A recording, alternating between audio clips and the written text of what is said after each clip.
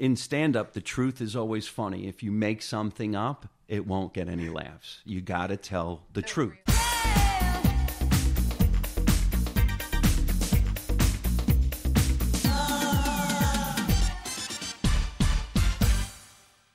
What's up, everyone? It's Melissa. Welcome to another episode of On Display.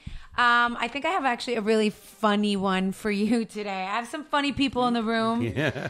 I have a couple funny people in the room today. Although I want to say that I think I'm probably the funniest because when it just comes like natural, then... She's been hanging out with me for 18 years. All right. Well, so I'm going to just start introducing. First and foremost, I'm going to say I have Joe Gorga with me because he won't shut the hell up until I... Finally. I should be the first thing that comes out of your mouth. Well, my God. We're being polite to our guests. I have a super, super funny comedian with me today. Wait. Why didn't you introduce me that way? Why didn't you introduce me? You guys want me to wait in the garage for this? This is a family argument all of a sudden. Unbelievable. If Joe allows me to introduce him to you guys, it's actually Joe's sidekick in comedy. Actually, I feel like Joe's the sidekick. Let's be real. We have a real comedian with us today. He has an amazing podcast called Live from My Mother's Basement every Tuesday night exclusively on his YouTube channel. Ladies and gentlemen, I have very funny comedian Mike Marino with us. That is the greatest introduction I've gotten today. Thank you so much. Just it's nice today? to be part of the family. You're welcome. You're Italian. You're in, bro. I know. I am Yes. Italian. I forgot that. We're all Italians down here. I really like that you say your podcast name is Live from My Mother's Basement. Like, that is such a thing. Like, every Italian hung out in their mother's basement. They cook, they clean, they party. That's where Easter's done. Did the laundry every holiday. We grew up in the basement. I never even knew there was an upstairs until I turned 12. You know, why is that? We don't want to make it dirty upstairs. I don't know. Upstairs was the nice shag rug with that plastic stuff with needles on the bottom. All the chairs and couches were covered with plastic. It's true to life. Italians, that's the way we were. My parents are from Italy, and they kept you from going upstairs, so downstairs. And now, unfortunately, since nobody's around anymore because we got older, hence Live from My Mother's Basement. It's almost like a throwback to the way things were. But you got to see his mother. You got to see the basement. It's like vintage, like when I grew up. Same way the refrigerator's from the 1800s. Wait, it's like a nice it still box. looks like our grandmother's basement. Oh, yeah, Identical. Really? Identical. No sheetrock in the ceiling, but real nice. You got a nice bar down there, just like a typical Italian basement. Wait, do you have the chairs that have like, you know what I'm talking about? Like they look like wood, and the backs look like wood, and you can put your fingers through the holes, like those old school. Oh yeah, you got the yellow Yes. ones, right? The Yeah. yellow The ones. yellow No, he's got the chair. metal ones. The metal with the yellow in them. What happened was a long time ago, maybe 20-somewhat years ago, I bought the house I grew up in from my mom and dad. I let them stay there while I was touring the country and living in Los Angeles. And so when I came back to New Jersey, I took the house and said, I'm going to remodel it and make it look like 1950. So the basement actually looks like it's between 1945 and 1955. Really? And all the antiques and all the furniture is from my grandmother, my great-grandmother, and great-great-grandmother. It's actually there. Oh, wow. So it looks like I built it to make it look like a set, but I didn't. I actually inherited all this stuff from my family, and that's the way we do it. Oh, wow. I love that. And then that's where you do your podcast. We do the podcast. We decided to make it just on YouTube. My YouTube channel is Mike Marino Live because, you know, a lot of comedians, we got some great bits on there. We got some funny stuff on there. I got some behind the scenes of me and Joe on tour on my YouTube channel, and it's a little bit more easier and Don't fun. tell my wife what we do on tour. Oh, I can't wait to talk what about does the he behind do the on tour? You know, scenes when on I tour. had to travel, he got his panties in a knot. But when he wants to be a comedian, Panties he in can a just knot. travel all around. He's going to stay at this Marriott, this Fairfield Inn, this thing over here with you. And what do you guys do after the comedy's over? Strippers and hooker. No. What goes on? What goes on at these God forbid. comedy tours, Mike Marino? We'll be right back after this commercial break. Yeah. Coming up next. Okay, you know, do I not want to know? We're going to the Latin countries next to do I'm shocked. We're shocked. You know, We're if, shocked. If you can answer the question in a serious answer, I think some people think God knows what's going on backstage, and there's really not that much going on at all. Then when the show's over, depending on how you did, becomes those conversations and maybe a diner about whether you crushed it and did a great show, or I don't think we did what we were supposed to do. We need to rejuvenate what we did. We need to make a comeback or something like that. But then it also depends on where did you go. We actually did a lot of cities. We did. We were doing a lot of cities. You guys went on, like, you had, like, a year straight that That's you right. were everywhere. Like, you guys were all over the place. I feel like you were everywhere. And I was like, bye, Joe, bye, Joe, bye, Joe. He was left me every weekend. If that were me, Mike Marino, let me just tell you. Here we go. So let me ask. She did go. She left. You Yeah, went. okay. I was in New York at a Us Weekly party with go. paparazzi. Paparazzi. So, Mike Marino, tell me how you and Joe ended up. So, like, you're a comedian. That's like your profession. This is how you make a living, right? Joe Gorga is a construction guy. Is it fair to say that? No. What's the matter with you? I am a comedian. No, you are a construction guy. So Mike Marino. I'm going into construction. How does Joe Gorga get in touch with a real comedian and say, I just want to, like, hang with you and tour with you and be a comedian? Yeah, well, it's a great conversation. I remember I got a phone call from a particular manager who said there's this guy, his name is Joe Gorga. He's on a reality show, and he wants to do stand-up comedy. And I remember going, what reality show is he on? And he said, the Real Housewives of New Jersey. And I go, which girl is he? I don't remember seeing this guy. What are you talking about? I only remember girls being on the show. He's the star of our show. Uh-oh, watch it now. Watch it now. And so we met at a restaurant, and it's on Route 22 in Union, New Jersey, and it's called Marino's. But I'm actually not related to those people. I just thought it was a fair place to meet. Yeah. And I do remember going there. If you remember, Joe, and somebody comes over to me and goes, can I get an autograph? And I sign an autograph. Another guy came over, can I get an autograph? I sign an autograph, and I look at him, and I go, so what did you want to do? What's going on? And then all of a sudden, many people came up to him and said, can I get an autograph? And I'm like, wait a minute. Who are you? Wait, what show are you on? What do you do? Well, you're an Italian. Have you ever watched The Real Housewives of New Jersey?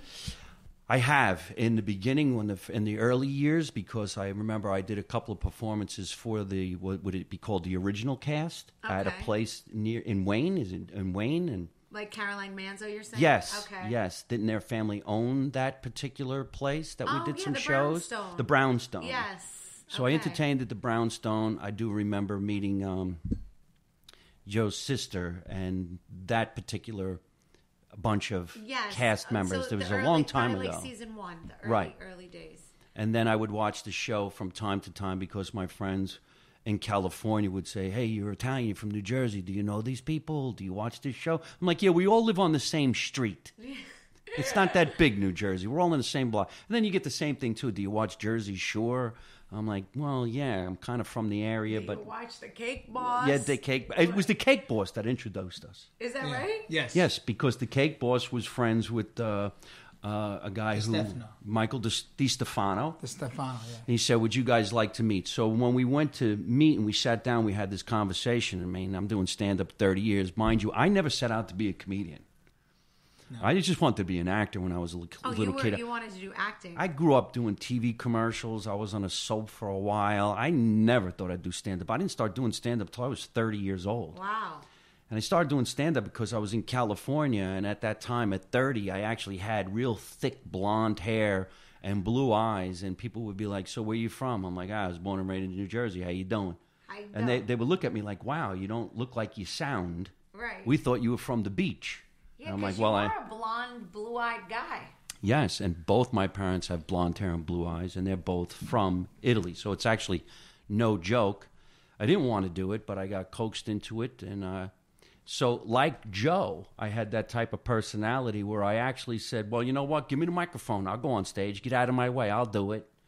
So when I went on stage, I just started talking about my day, my mother, my father, my family. And people were like, wow, you're a great comedian. I'm like, this is it? This is all I got to do? This is what I got to do?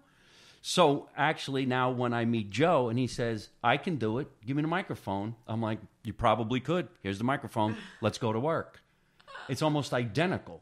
Well, because there's something about Italian families where it's like a special thing that you can talk about, and you could do that accent, and you could do the little things, and it works. And I feel like for Italians, because we can relate, but even for non-Italians, because they think we're so funny of the way our families function.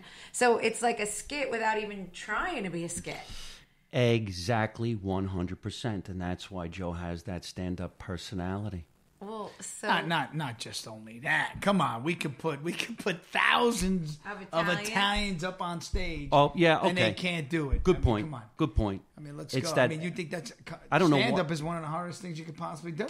It is, because you're live. It's do or die. There's no such thing as cut. Try it again. Tell them about how many. I'm sorry. Go ahead. Finish. I forgot what I was saying. Do or die. Cut. I cut you off. Yeah, well, we go on stage. You don't have a choice. Right. That's it. As soon as you get on, you're on. That's it. You got basically, in theory, 7 seconds to convince the audience you're going to carry this. Oh, the first 7 seconds? 7 seconds. That's what Wait I've learned. So in the first 7 seconds, you need to be your funniest? No, confidence. You have to have, yes, it's a confidence. It's in your walk. It's in your look. It's in the style. It's in the way you say good evening, hello. People just, you could see their like, body I posture. like this Oh, guy. God, he's going to do this. Oh, watch it. Yep. Watch it. Really? Yeah, because there's a lot of comedians who actually will take their time. Maybe they'll do a joke, get a laugh, and then wait a little bit. I'm not that way, and neither is Joe. He's never going to be that way, because we hear a little bit of silence. You go into a panic. I know I do. Do you go into a panic? I go into a little bit of a panic. I feel like you don't stress out. Like, so I've seen you on the stage before, and you're like, did you hear me, people? You stay chill if like you need to reiterate or something. My favorite line you have is when you say the Walmart. Oh, yeah, well, it became a trendy I thing. started to repeat it 24 hours a day. We would be on just going out to dinner with our friends, and we would all be like, hey, are you a doctor at the Walmart? I swear to God, we would just be driving somewhere, and I'd be like, hey, Chris, are you a doctor at the Walmart? Your buddy Chris calls me every once in a while. He leaves me messages. I'm at the Walmart. That's very flattering, and it's contagious. Awesome. It's contagious. You made us laugh. I think you're awesome on stage, and you're super funny. And I love that you kind of you showed Joe the way. But like, let me tell you something. My wife, when we first hooked up, she loved you because you showed that you cared. Yes. And you know, I'm very good with people, Mike Marino. Oh, yeah? Ask Joe. He brings strangers around me all the time. He's a lot friendlier than I am with strangers. I keep my circle very tight, and this is true stories. Like, he'll be more like, I met so-and-so, Harry, Nick, and Sally, and they're all great, and I'm going to bring them over. And I'm like, who? Who's coming over? Like, who's coming to my house? And then I'll sit there and I'm like, this never bring Sally or Nick back again. I swear to God.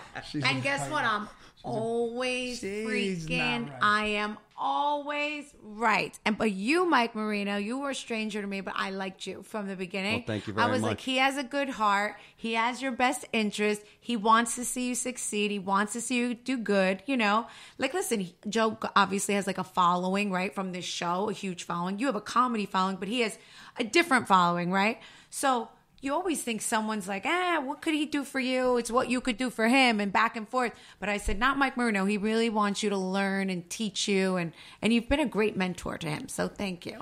Well, hey, that's very true, because maybe it's the way we were brought up. Maybe. I'm not affected in show business. I've been in show business since I'm a little kid. Right. I've had fame. I had to get a part-time job. I had fame. I had to get a part-time job. This is a brutal business. You never know what's going to happen. And just this weekend, I was in San Francisco. I was telling Joe, I got to fly out to just do one show with two beautiful tenors from Italy. And I'm looking at my career going, would you look at this? I'm performing with them, and they're big-time opera stars. But Wow. they wanted me in the show. And then you ask them, how did you find me? And you find out they got my name from Joe Mantegna and some other big movie stars Wow. And then I'm like, oh, thanks. And then as I told Joe on the way over here, Joe Piscopo calls me and he goes, hey, I heard you were with Giada, because they all know each other. And they all see what's going on. And it's like, right? And they love each other and they like each other and they want to be around each other. So they're a team. And nobody wants to break up that team. They want you to do good. If you're the opening act and you're going on stage in front of a singer, they want you to do great and introduce them in a very, very pleasant and gorgeous way, like you're in the family. Because if you don't, they're going to have a hard time. So now when I started working with Joe, I'm like, okay, if this is what we're going to do, this is the baseball team. I'll be the catcher, you be the pitcher. Make sure we're all good. I'll show you how to be as great as you can so that we are the greater good no matter where we go or what we do. Because, I mean, I do have a following, and they're going to come and see Joe. They might not know he's from a reality show. They might not know anything about him. And I'm going to be back there going, come on, man. You got to bring it. You got to bring it like the first show we did. I love your introduction to him. Whenever you introduce him, you're like, there's this guy. He does construction. He wants to now do comedy. Two sisters, one a respected TV producer, Jill Blackstone, and the other, Wendy. She was disabled, nearly blind and deaf, and Jill had devoted herself to taking care of Wendy. Jill was her best friend, her sister, her everything. But the sister bond was shattered when Wendy and some of the sisters' rescue dogs were found dead in a garage next to a toppled-over barbecue grill. Jill says accidental carbon monoxide poisoning killed everyone. Police do not believe her. Police arrested Jill Blackstone for the murder of her sister. Investigators think it was staged to look like an accident. Who will you believe, especially now that a secret source has come forward with evidence never made public before? Jill was a good producer. There's no doubt about that. But would she produce murder is the question. Season 2 of Bad Bad Thing, The Blackstone Sisters, available now wherever you get your podcasts. I always say, show me a perfect family. I'll show you a family with secrets. So was Joe funny right off the bat, or did you have to give me a little behind the scenes of like the first day that you're like, all right, come on over to my house and show me what you got. I want to hear that too. I want to hear. What was your thoughts on that? Right, when we were down in that basement. Yeah. All right. Well, in stand-up, the truth is always funny. If you make something up, it won't get any laughs. You got to tell the truth. Real story. Because whatever's going on in your life is going on in somebody else's life, and it makes them react. You end up I could read body posture. I know who's going to go to the bathroom. I know who's going to try to heckle me. I can tell who's happy, who's not happy, who's going to look at their watch. You can see it. You just get so trained, and you have a belt on, and the belt's got so many tools on what joke you're going to use, what you're going to go back to, what you're going to make up.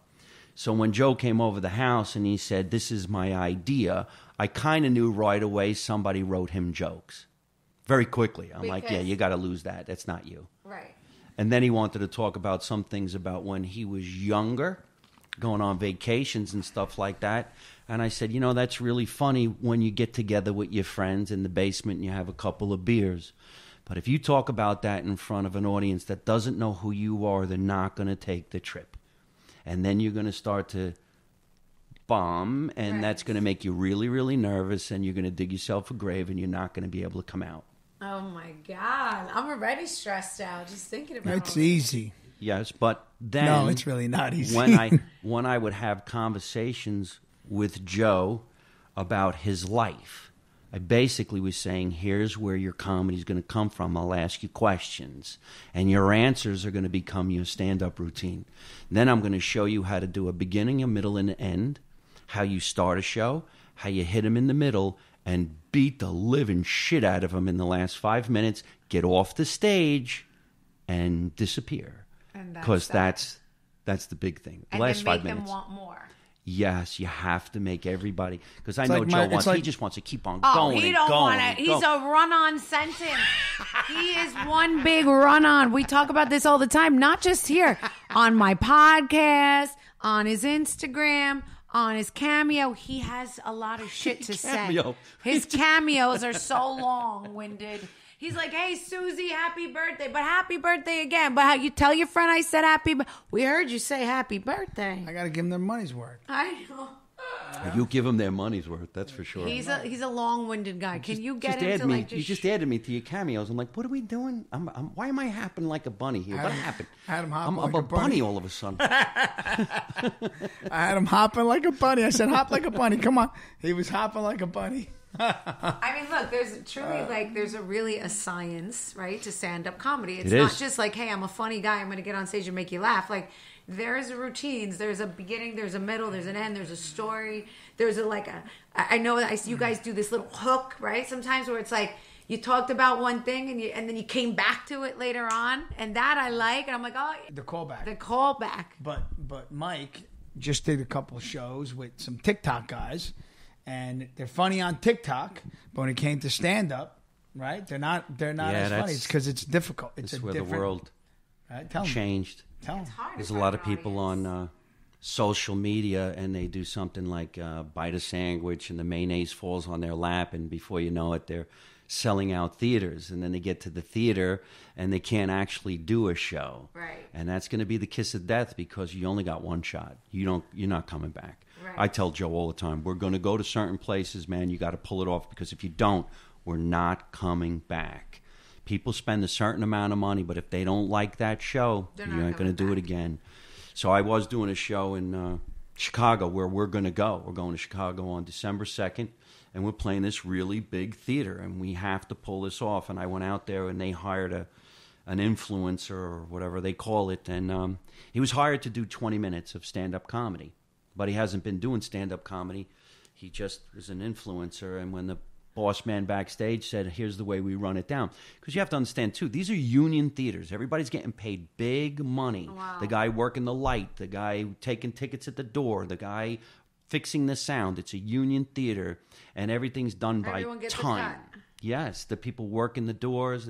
So you figure if the show starts at 8 o'clock, a standard 90-minute stand-up show is what we do. If you go over that, they might charge you by the half hour. They might charge you by 20 minutes because you went over the time. So the guy was supposed to walk out and do 20 minutes, and I was supposed to do an hour. The guy walked off the stage in 7 minutes, and the guy who owned the theater just looked at me and says, come on, Marino, do me a favor, add another half hour. Oh, my God. And I just looked at him and said, okay, pay me his money. Is that right? They won't. They're not going to They're not because they have a gonna. contract. But in essence, you feel like saying, well, why wouldn't you pay me? I have to do more for less money. Stand-up is one of the hardest things you could possibly do. Everybody says, like you said, you came out here and said it's easy when you started. It's really, if you have the knack for it, and you have, but if not, it is so difficult. You know, people, you're sitting in front of 500, 1,000 people, and they're just looking at you, and they're just staring at you. And you're the whole show. It's not like being on a reality show or being on. Make me laugh, and you have to entertain them. It's one of the hardest things you possibly can do. Even acting, right? Acting, you can turn around, you act the script, you make a mistake, do it again. Well, cut 1, cut 2, 3, 4, right? You keep doing it. Not in stand up. Stand-up is one of the greatest highs, though. People ask me all the time, why do you do it? Sometimes I want to ask you, why do you want to be a stand-up comic? You got this unbelievable life. But then I kind of almost know the answer to the question. Please answer it for me as well. I'd love to freaking know why we're busy now on Saturdays and Tuesdays and Wednesdays with a bunch of strangers in a theater. Please tell me. I like it. I have the you answer. Could say, I have the answer. what's your answer? Well, I don't know. Answer. I don't know his answer, but I can assume. Okay. Because if you go on stage as an entertainer, I use the word entertainer because I'm not just a stand-up. You're not just a stand-up. You're an entertainer. You entertain in many different ways. Right. You walk out on stage, and let's suppose, and there is 1,000 people. That's a good number. That's a big number for a stand-up. That's huge. And you have these people hanging on every word you say. And when they're done, they give you that standing ovation. And like the Walmart joke or any of these jokes, they repeat it constantly for so long, maybe till the next time they come and see you. And mind you, if you don't do it again, then they hate you. Why didn't you do my favorite joke? Oh, I got new jokes. No, I want the old joke. You know, it could drive you crazy. I got new jokes. Well, I want to hear the Walmart joke. The Walmart. But the adrenaline rush that you get, the high that you get. Is that why you're doing it, Joe? For the adrenaline and the high? Well, I do it for the challenge. It's my challenge, and it's a challenge because I like to be challenged, and I want to do it. I want to win it. I want to beat it, and it is fun. It really is. You also look like you're completely stressed out for the 3 days before. You come home from work, you're pacing. You're like, I got to call Mike Marino. I got to study. I got to look at my thing. I got to look at my thing. And then the night of and the day of, he comes home from work. He's like, why do I do this again? Why am I doing? And it's like he just looks stressed. Yeah, but you forget that I am a father, that I'm running around to their sport things nonstop. I'm a husband, that I got to run around for my wife. I film a reality show. I get up at 5 o'clock in the morning. I run a real estate development company. I'm busy as can be, and then I do this. Sometimes I am stressed of just life and business, and then I'm so busy and I've been stressed out all week. Then I'm trying to think of my routine, and I forget about it. I completely forget, and I can't even think about it. But when I get on that stage, it comes alive. I know, right? 30 years, I'd say the identical thing. See, he's got his I stress myself out. Why am I doing this? I can't keep doing this. This is ridiculous. I deal with this guy and that guy and this show and this guy. And the opening act, he bombed and he went on too long. And then I get on the stage and I finish and I go, that's why I do this. You really enjoy it. When I'm done. When you're on, when you're having a good time, you're killing, people are laughing and joking, and then you say good night. Then you go, this is why I do what I do. But I do stress out just like that. You guys just said everything. Really? Oh, my God. Yeah, he does. Drive you nuts. Out and the whole thing? Yeah. But this is more of your life. Like, this guy's trying to, like, he's running. Like, I feel like you're focused on comedy, right? And stand-up. That's all he does. Entertainment. That's not really all his focus is. So it's kind of like a side thingy for Joe. A little side thingy. A little side thingy. Well, it's true. It's a side thing. This is he's booking shows year round, 3 times a week sometimes, right? So it's like you're jumping in here and there. I feel like getting on the stage. That's what I'm saying. Oh, he does a lot of open mics. I have a question for both of you. I already know the answer. We'll save your answer for last. What is the worst experience, Mike, you've ever had? Like, what's your worst comedy experience that you were ever like, wow, this was bad? Like, is there something that sticks out in your mind that you were like, this was a bad situation? A heckler, whatever it may be, that it just went wrong. I want to know that too. I've never asked you that. In the beginning of stand-up, when you were going to open mics, I haven't done an open mic in years. When I ask you if you want to come with me, they're actually pro shows. I do stand-up at least 4 nights a week somewhere, somehow. They're paid gigs. But the gigs I'm telling you about, I just want to go because there'll be other headliners performing. But we have the power to say, okay, we need Joe to get on stage and rehearse.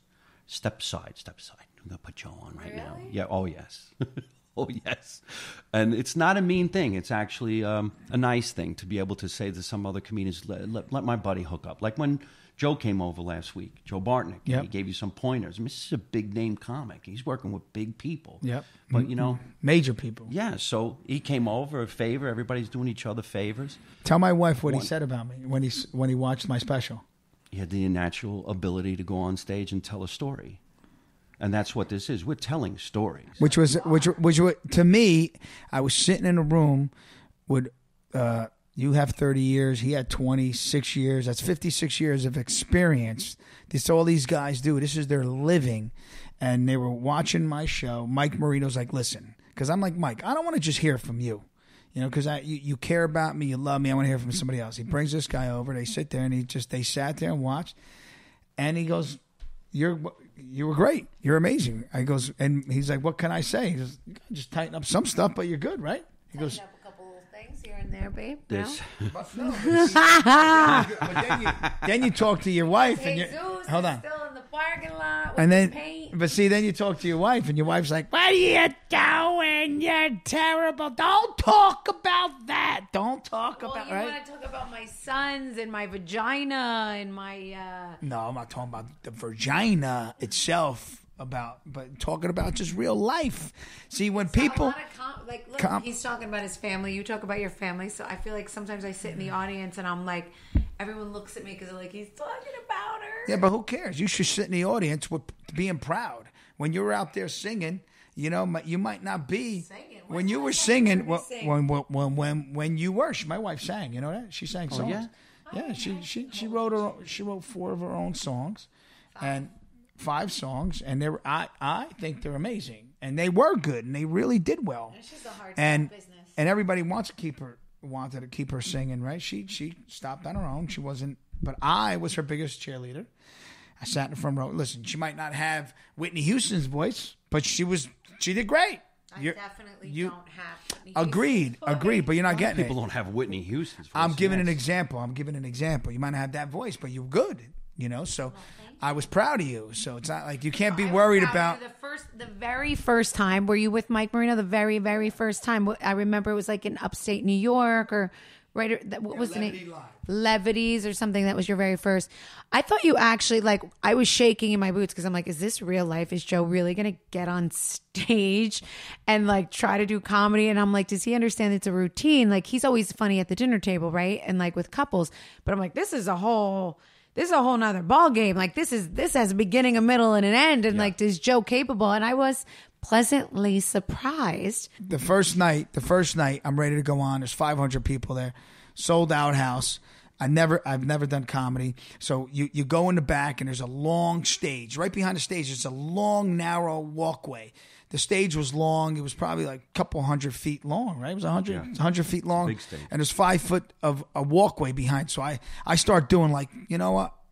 Fuck this. And I start taking this walk, this strut down the back of the stage. And I'm talking to myself. I'm like, motherfucker, you got this. You got this. Come on, man. I'm like, I'm going to kill this. I turn around. I start walking back and I see Mike Marino hunched over on his knees, hyperventilating. Really, not making a joke out of it. He's sitting there. I'm like, and I grab him. You all right? He goes, oh my God. He's holding his heart. He goes, I don't know what just happened to me. I'm just so nervous. I just want you to kill it. You know? Really? You got nervous? Oh my God. It was such We were all hyperventilating. His friends, he has a couple of best friends, Bobby and Chris, who you met a couple times, my brother-in-laws. All of our hearts were like, what we were scared of all the secondhand embarrassment and everything else. It was just and we love him. We worry about him. We know he's got these balls, right? You talk about his balls. Yeah. He's got these balls that and he's so not big. Scared, but it's scary. We don't want people ripping you and but we, it's amazing that you have the balls to do it. On Display with Melissa Gorga is brought to you by Progressive Insurance. Most of you listening right now are probably multitasking. Yep, while you're listening to me talk, you're probably also driving, cleaning, exercising, or maybe you're just grocery shopping. I don't know. But if you're not in some kind of moving vehicle, there's something else you can be doing right now. Getting an auto quote from Progressive Insurance. It's so easy, and you can save money by doing it right from your phone. Drivers who save by switching to Progressive save nearly $750 on average. And auto customers qualify for an average of 7 discounts. Discounts for having multiple vehicles on your policy, being a homeowner, and so much more. So just like your favorite podcast, Progressive will be with you 24/7, 365 days a year, so you're protected no matter what. Multitask right now. Quote your car insurance at Progressive.com to join the over 28 million drivers who trust Progressive. Progressive Casualty Insurance Company and Affiliates. National average 12-month savings of $744 by new customers surveyed who saved with Progressive between June 2022 and May 2023. Potential savings will vary. Discounts not available in all states and situations. You still didn't tell me the worst time in comedy because I want to then talk about Joe's. What happened to you, Mike? I've had some bad nights, when you're starting and things could go wrong. But I do remember, usually we get heckled by drunk women. It's Drunk usually women, It's always. usually a woman who starts something. And when you get older in years, I usually don't let none of that bother me. And in fact, you'd be pretty stupid to try to heckle me. I will verbally assault anybody in lightning speed. I will make the biggest dude going to go home and cry. But sometimes when you do that, those guys will be waiting for you. Is that so right? One time I was doing a show, and some guy got ripped in ass because he wouldn't stop talking, and his girlfriend kept going on and on and on. What was she saying? Like things like what? They say stupid. They just interrupt the show, which makes the other people not be able to hear your jokes. And throws you off track. It could throw you off track. I mean, if you're a skilled comic, you could just fuck somebody up. I mean, you really don't want to talk to me because I will turn into a lion. Oh, I want to screw you. see this. A lot of people do. They want to see it. But like I said, I read body posture, so I know why somebody wants to talk to me. You could see their body posture.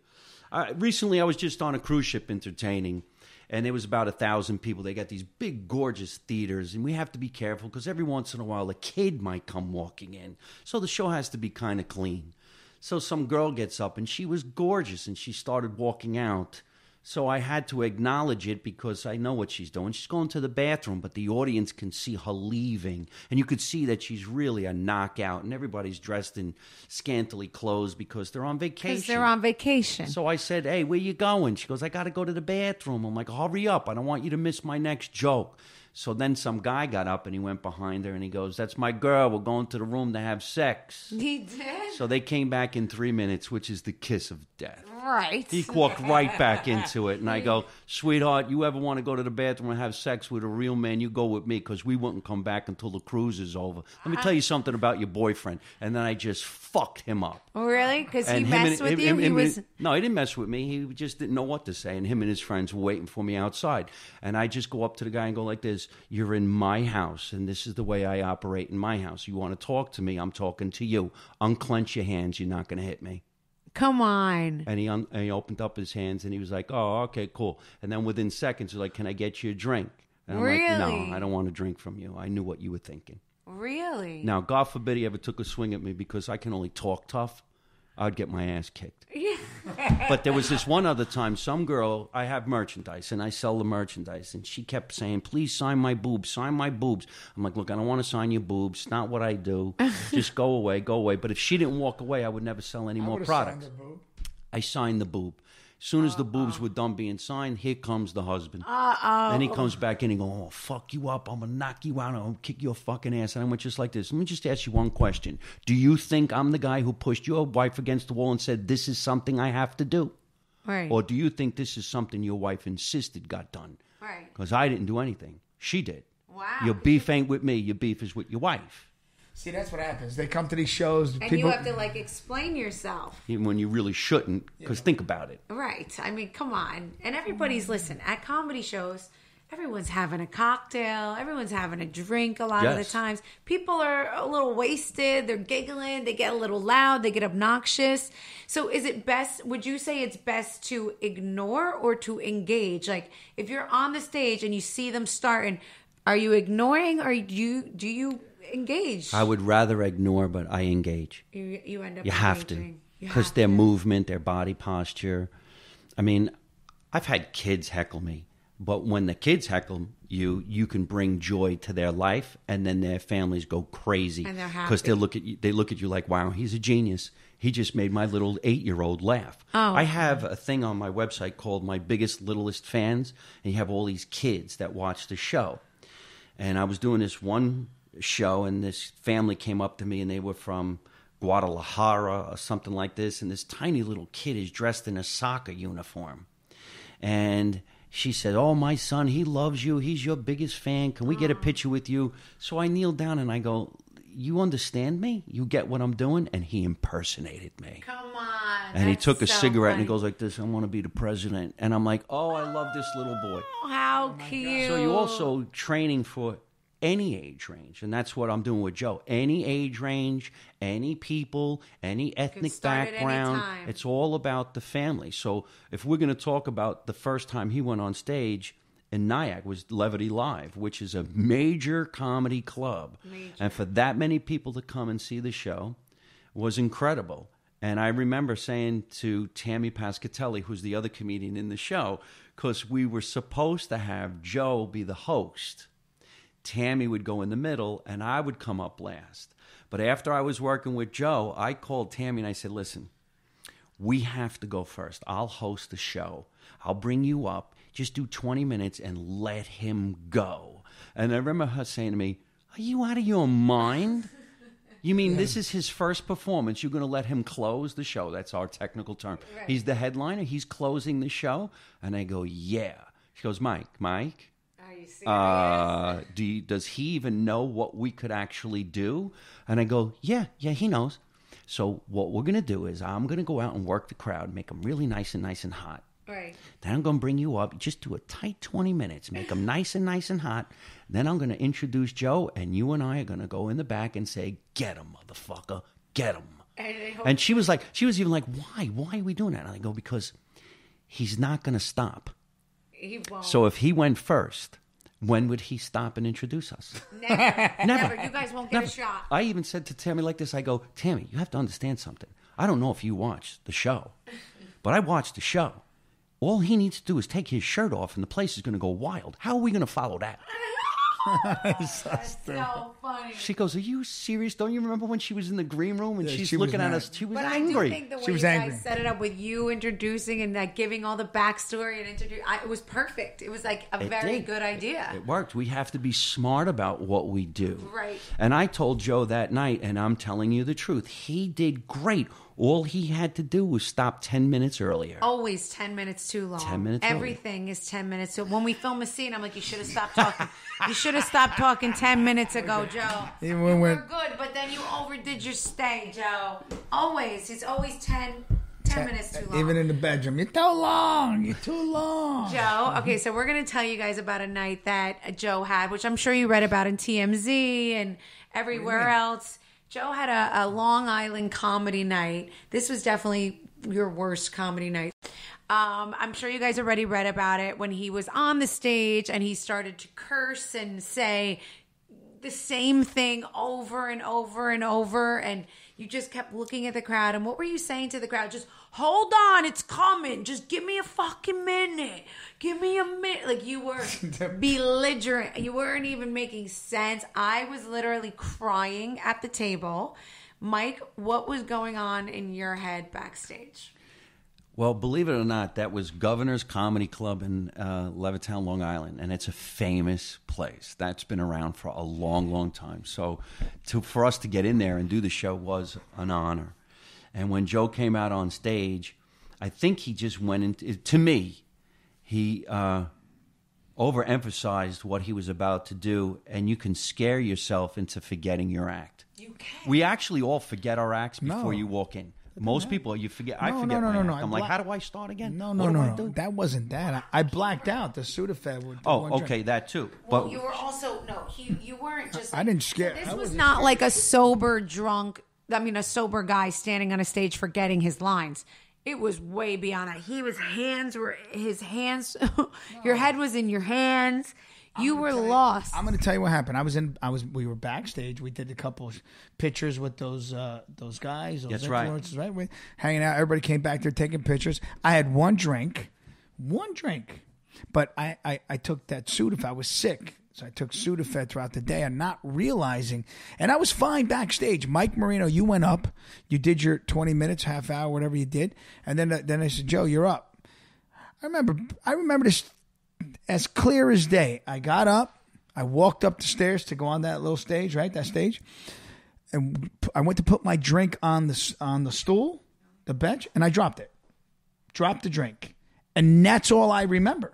I remember nothing else. So it wasn't like I forgot. I blacked the hell out. Then I was throwing up in the back. That I saw. Yeah. That I saw. I saw you puking out by your car, and I'm like, wow, okay. I was texting from the stage. We didn't know what to do to get him off the stage. He was not listening. First, we sent your friend up there.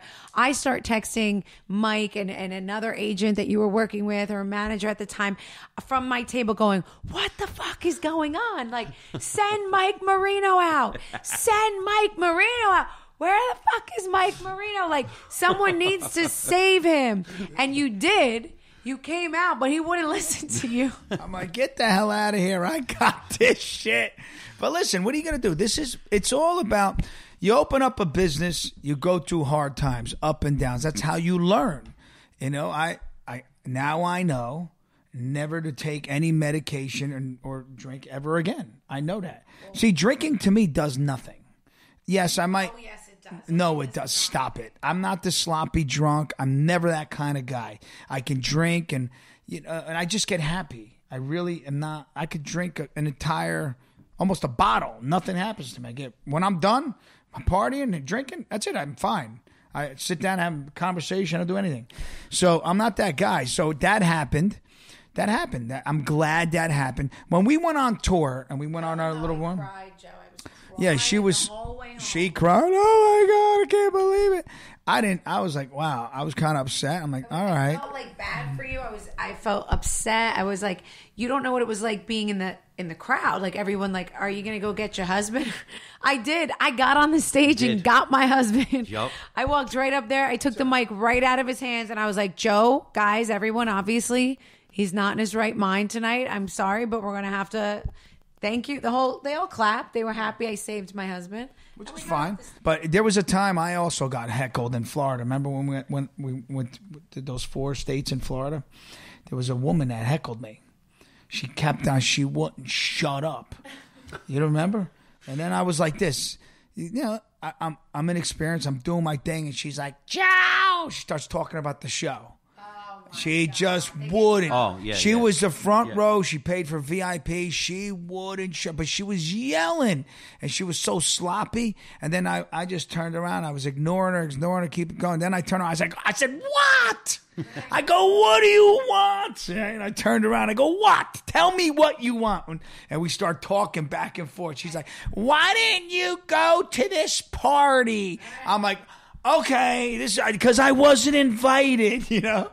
And then I'm just having a conversation with her on stage, but I didn't rip her because But how rude is that? Yeah, she was, and I said to her, I said, "You're being rude. I know you're drunk." And it was like half my routine went talking to her the whole night, and everybody was booing her. They were like, "Boo!" Oh yeah. And then I was done. I really wasn't in the movie. I'm remembering that whole thing. You're like, all right, guys, there's that. I go, anybody else got any questions? Let's just talk. That's what I did. And you did. That was the Improv in Orlando. Yes. Uh-huh. Yeah. I remember exactly where they were sitting with 2 girls, and she kept on talking, and her friend got up and walked out because her friend got embarrassed. Yes. Yep. Oh, my God. She was so annoying. And then I just started talking to everybody. I said, come on, anybody got questions? And that's it. Hey, listen, a lot of the shows that we were doing, of course, were in different states. That's when you're really testing what you can do as a comic because you're not in your home area. Right. You're in an area where the people know you from television, and then they're going to watch you do stand-up for the first time in this type of atmosphere. And quite honestly, there were shows where Joe was actually killing it really, really well. Me and the other people, we won't mention their names, was sitting in the room going, holy shit, he's doing it. And then one guy kept on going like this. He goes, he did that thing you said. He did that thing you said. I know. I'm like, come on, Joe. Stick a move. Come on, man. Throw to right. Hit the hook. Okay. Just say goodnight, Joe. Say goodnight. No, and he keeps Joe, going. Joe, say goodnight, Joe. Say goodnight. 10 more minutes, Joe. Please say goodnight, Joe. Get off the stage. Oh, my God. Okay, it's 20 more minutes. Get off the stage, Joe. Please get off. I got more to say. Wait, so he kills it. I've been to a couple shows with his friends, and we're like, there he goes. End it there. Another 20 minutes later, we're like, so Jesus. And I'm like, oh, my God. Okay, Jesus, we know. What's his name? Jesus in the paint? No. So anyone who... Jesus. What's his name? Jesus. That's the callback. Javier. So are you going to cut your comedy show? We're getting everybody really excited about this new comedy show. Good. No, it is exciting to go. Come on. Anybody who's in the Princeton area is definitely going to want to go see Joe. Now that you're hearing all of this behind the scenes. Let me go on my wife's podcast. She'll just bury you. Really. All right, so I need to know a little bit more. Are we changing routines for Princeton? Are we doing something different? Do we have, what are we talking about? Well, we're working on stuff right now to sharpen exactly what he was doing on tour the first time, because it's really good material. Material comes from your family. Originally, when we were rehearsing and Joe was doing a specific jokes, I was like, I don't think it's going to work, but I got this idea. Why don't you just tell me what your day's like? What do you do? I mean, how in the world do you get up in the morning, have a construction company, come home with all these kids, be on a reality show all at the same time? Joe, tell me that. And when he started telling me, I was writing it down going, this is fucking hilarious. Who's going to believe this shit? This is just out of control. So all I really did was say, okay, this is the first, this is the second, this is the third. These are the callbacks. This is the way it's going to go. As soon as you get to this mark, say, I'm Joe Gorga, good night. And you're going to crush it.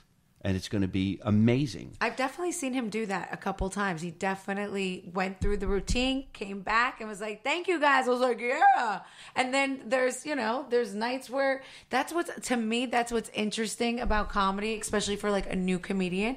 You can see that he's learning, and you can see that like he watches you and he learns from you. I mean, but we also learn live. That's the best. Well, that's thing. The way you're right. There's no audience really to perform in front of besides you. I got to say this. When we were in some of these shows, I don't know, didn't we go somewhere like in the South somewhere? And I started sitting there going like this, he's adding to all these bits.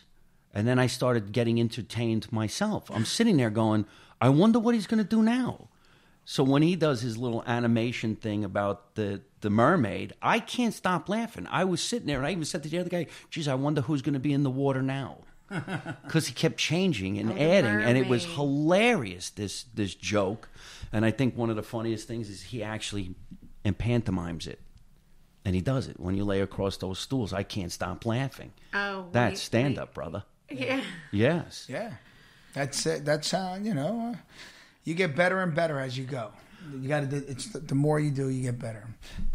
So what can we expect, Joe? Is there going to be more and more comedy shows coming? Are you loving the comedy world? Talk to the people. Yeah, it's all good, man. We love it. We're going to keep doing it. We got Chicago. We got Princeton, Chicago. We actually got a phone call on the way over here about Canada. Ireland. And Canada is great. Really? Yes, I love going to Canada. Toronto's great. Montreal's great.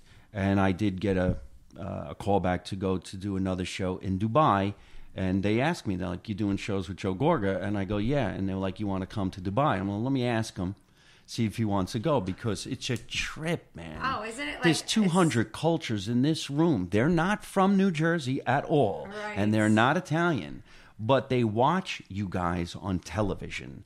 They watch Italian people on television. They see what I do on my YouTube channel.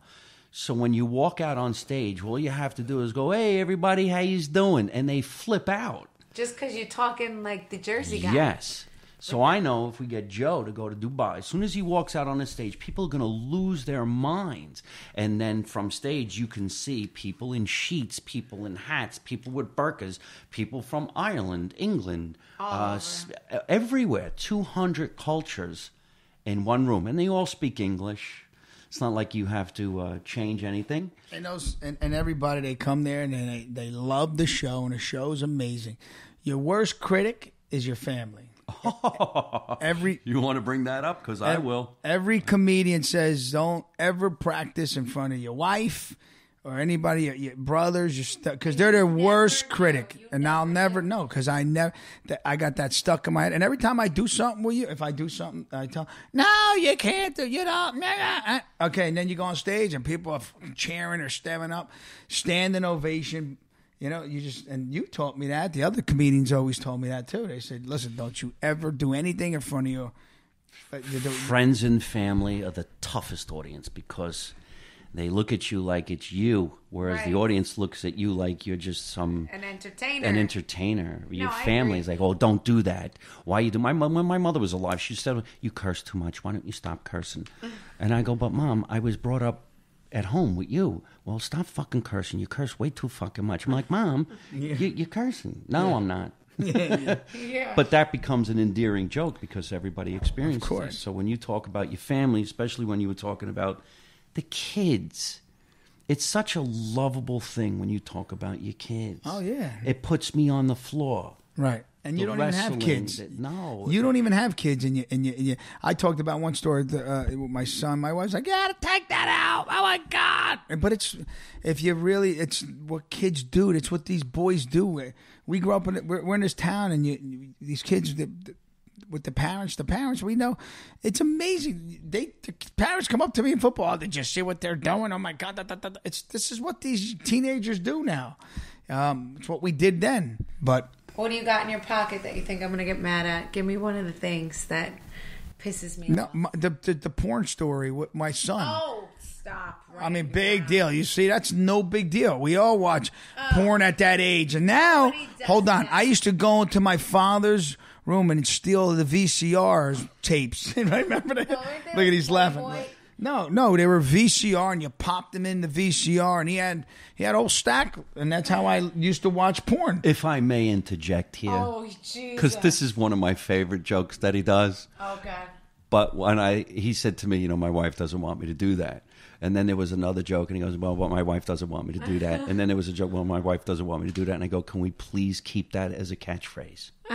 All you have to do is say, I was going to do this joke, but I can't because my wife doesn't want me to do it. That's what he wants me to say. That will kill. And then if I come up later on, I says, I had a couple of jokes I wanted to do, but Melissa told me flat out, don't you dare do that joke. So good night, everybody. We'll see you. Which is such a true thing, because there's 3 things minimum that I do not want you to do. That's correct. Well, I'm doing them now. No. Nothing that has to do with my children. Leave them out of it. Big deal. And how about my vagina? Can we leave that out of it too? I don't talk about your vagina. That's like ridiculous. I don't remember any of those jokes. You don't? Blink, blink, blink. You remember the mermaid, though, right? Unbelievable. I'm turning red. I think he was talking about somebody else. It wasn't the when you say that all the women have fake this, fake that, fake this, and then the cookie. That is a hilarious joke. The cookie, yeah. Oh, the cookie. Oh my God, yeah, the fake everything.